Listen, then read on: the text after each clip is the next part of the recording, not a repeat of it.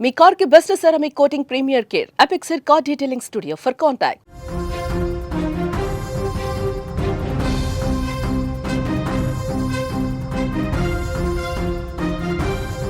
Chevella bus ప్రమాదం PMR ఆసుపత్రిలో క్షతగాత్రులను గాయపడిన వారిని కవిత పరామర్శించారు.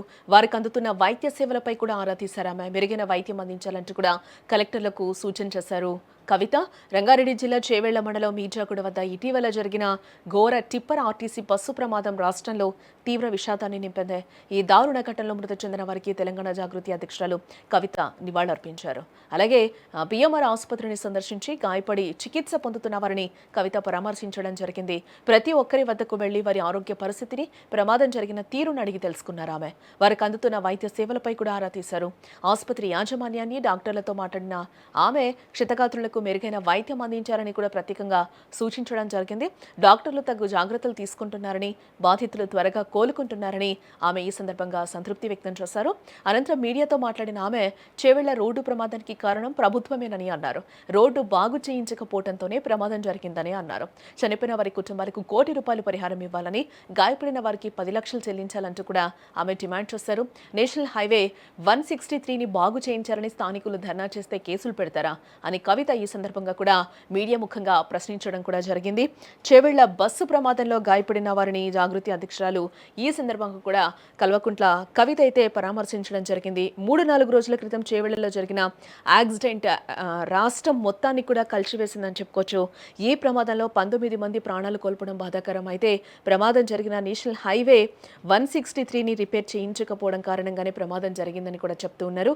రోడ్డు బాగు చేయకపోవడానికి గతంలో పర్యావరణ అంశాలు కారణంగా ఉంటే ఆ తర్వాత ఈ ప్రభుత్వం నావల్ రాడార్కు పర్మిషన్ ఇచ్చింది. 10 ఏళ్ల పాటు బీఆర్ఎస్ ప్రభుత్వం రాడార్ కేంద్రానికి పర్మిషన్ ఇవ్వలేదు.